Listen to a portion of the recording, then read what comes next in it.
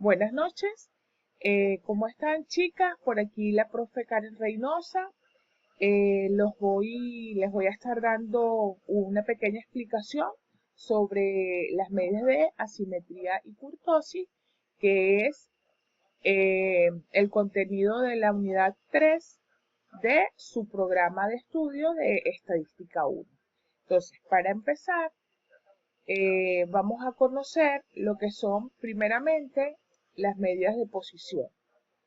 Ya va, vamos a ver que me cambie la pantalla.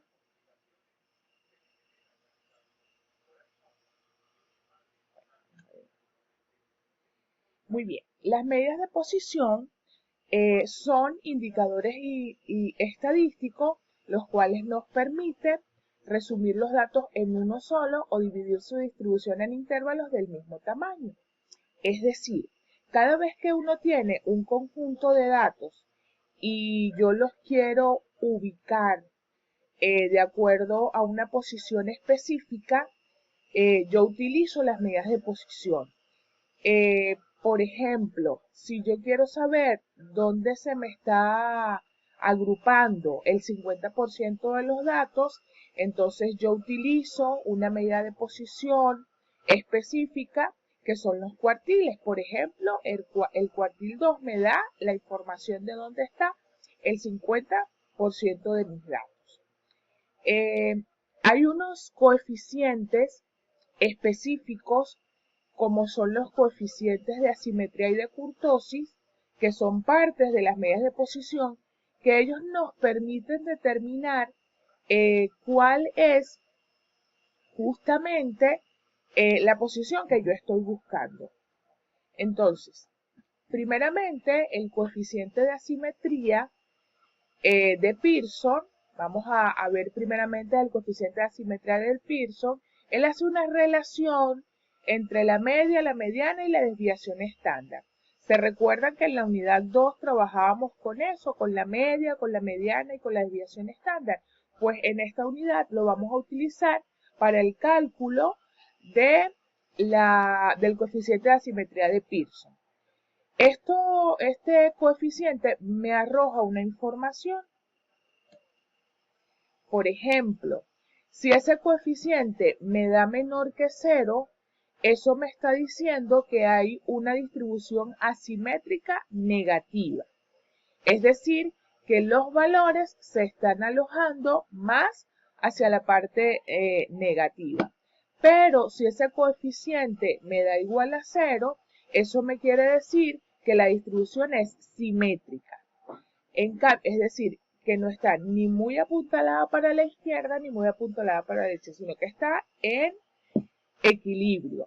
Pero si ese coeficiente es mayor a 0, me dice que la distribución es asimétrica, pero positiva.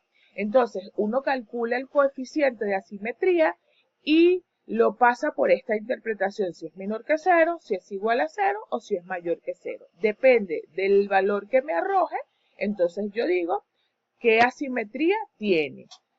Es decir, hacia dónde se alojan los datos. Muy bien. Y el otro coeficiente que también vamos a utilizar es el coeficiente de kurtosis de Fisher. Este coeficiente se refiere a la medida de la forma de la distribución en comparación con la distribución normal. A través de él podemos descubrir si una distribución es pola pesada o ligera, así como que si su pico es más pronunciado o suave. En la gráfica que estamos observando en la diapositiva podemos ver los tres tipos de kurtosis que hay. Tenemos la kurtosis lectocúrtica, la kurtosis mesocúrtica y la kurtosis platicúrtica. Entonces allí ustedes pueden observar detalladamente la diferencia que hay en una, otra y otra. En una se concentran muchos los datos en la media, en otros medianamente se concentran y en otro casi no se concentra. Entonces, de acuerdo al valor que me dé la kurtosis, también tiene una interpretación. Por ejemplo, la lectocúrtica me dice que tiene una kurtosis positiva. La mesocúrtica me dice que tiene una kurtosis cercana a 0.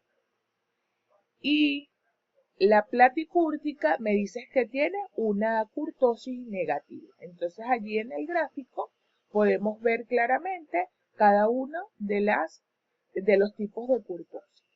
¿Sí? Si el valor es negativo es platicúrtica, es más suave la onda. Si es igual a 0 es mesocúrtica y si es mayor a 0 es leptocúrtica. Vamos a ir acá yo les dejo la fórmula del coeficiente de kurtosis de Fischer. Entonces, es G2, que es el kurtosis de Fischer, es igual a 1 entre n, la sumatoria de x sub i menos la media elevada a la 4 multiplicada por la frecuencia dividido entre la varianza al cuadrado, todo este resultado menos 3. De esta manera yo puedo obtener el coeficiente de kurtosis de Fischer. Vamos con un ejemplo. Dado los datos, calcular el coeficiente de asimetría de Pearson y la kurtosis de Fischer. Y les doy los datos 6, 9, 9, 12, 12, 15 y 17. El primer paso que debemos hacer es preparar la tabla de los datos. Aquí yo les presento una tabla de datos donde la X y son los elementos que estaban anteriormente.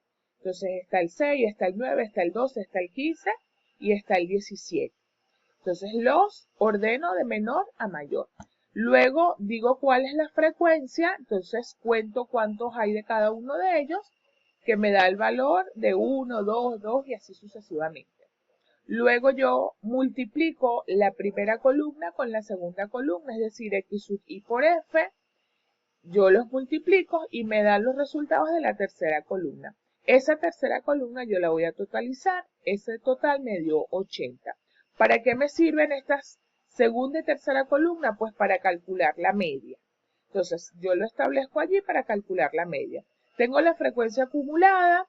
El primero es 1, después voy sumando 1 más 2, 3, 3 más 2, 5 y así sucesivamente. La siguiente columna es x sub i, lo que está en la primera columna, menos el valor de la media, que la vamos a sacar más adelante, por la frecuencia.